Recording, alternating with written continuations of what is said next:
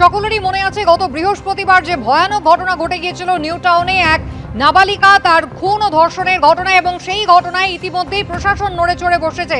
CC camera লাগানো হয়েছে, black spot পর্যন্ত চিহ্নিত করা হয়েছে, কিন্তু সবটাই হয়েছে ওই নাবালিকার বীভৎস মৃত্যুর পরে।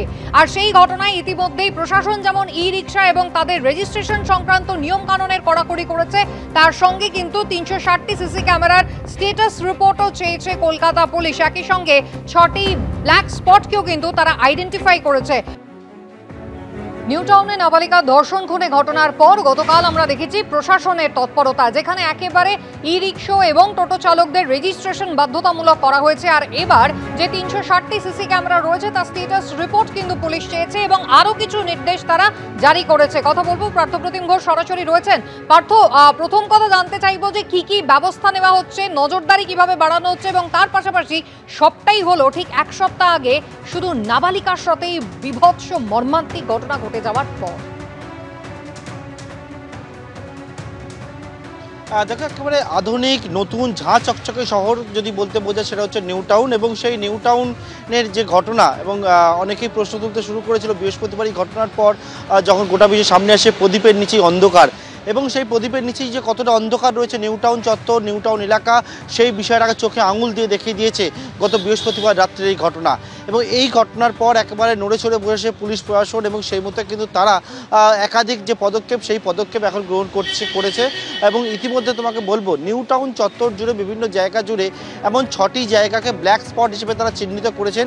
এবং সেই ব্ল্যাক স্পটে, অর্থাৎ যে জায়গায় অপরাধপ্রবণ জায়গা, যে জায়গায় কোনো রকমভাবে কোনো ক্যামেরা নেই, সেই সমস্ত জায়গায় ইতিমধ্যে পুলিশ প্রশাসনের তরফ থেকে সেইগুলোকে চিহ্নিত করে সেগুলো কিন্তু সংশ্লিষ্ট যে জায়গা রয়েছে দপ্তরে তাদেরকে জানানো হয়েছে।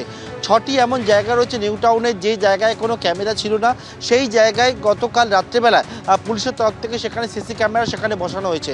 অন্যদিকে নিউ টাউন যার একেবারে রক্ষণাবেক্ষণের দায়িত্বে রয়েছে এনকেডিএ, এবং যে জায়গায় ঘটনাটি ঘটে সেটা এনকেডিএর অধীনে পড়ে, সেই জায়গায় মোট 360টি ক্যামেরা রয়েছে বলে জানা যাচ্ছে। এবং ইতিমধ্যে পুলিশের তরফ থেকে এনকেডিএকে চিঠি দেওয়া হয়েছে, এবং সেই চিঠিতে যে বিষয়টা বলা হয়েছে যে বর্তমানে যে 360টি ক্যামেরা লাগানো রয়েছে সেই ক্যামেরাগুলোর স্ট্যাটাস রিপোর্ট কী, অর্থাৎ কোনো ক্যামেরা কোনো রকমভাবে কোনো জায়গায় কোনো গার্ড করছে কি না, অনেক জায়গায় কোনো জায়গায় কোনো গাছ কোনো রকমভাবে কোনো সেখানে গার্ড করছে, এই রকম কিছু রয়েছে কি না সেই বিষয়ে একটা স্ট্যাটাস রিপোর্ট ইমিডিয়েট জমা দিতে বলা হয়েছে। পাশাপাশি এবং ভবিষ্যতের জন্য 15 দিন ছাড়া এনকেডিএকে চিঠিতে উল্লেখ করে বলা হয়েছে যে 360টি ক্যামেরা লাগানো হয়েছে বা লাগানো আছে, বা আগামী দিনে যে জায়গায় ক্যামেরা লাগাবে সেই সমস্ত জায়গায় ক্যামেরা স্ট্যাটাস রিপোর্ট কী রয়েছে সেটা সংশ্লিষ্ট থানাকে দিতে হবে, সেই মতোই কিন্তু চিঠিতে উল্লেখ করা হয়েছে এবং সেই চিঠি দেওয়া হয়েছে। অর্থাৎ যে গোটা ঘটনাটা বৃহস্পতিবারের যে ধর্ষণ ও খুনের ঘটনা, নৃশংসভাবে যে ঘটনাটি ঘটে, সেই ঘটনার পর নড়ে চড়ে বসেছে পুলিশ প্রশাসন, এবং প্রদীপের নিচেই যে কতটা অন্ধকার রয়েছে তা বৃহস্পতিবারের ঘটনা একেবারে চোখে আঙুল দিয়ে দেখিয়ে দিল, এবং তারপরেই নড়ে চড়ে বসলো, টনক নড়ল পুলিশ প্রশাসনের। কুসুমিতা। পার্থ, ধন্যবাদ।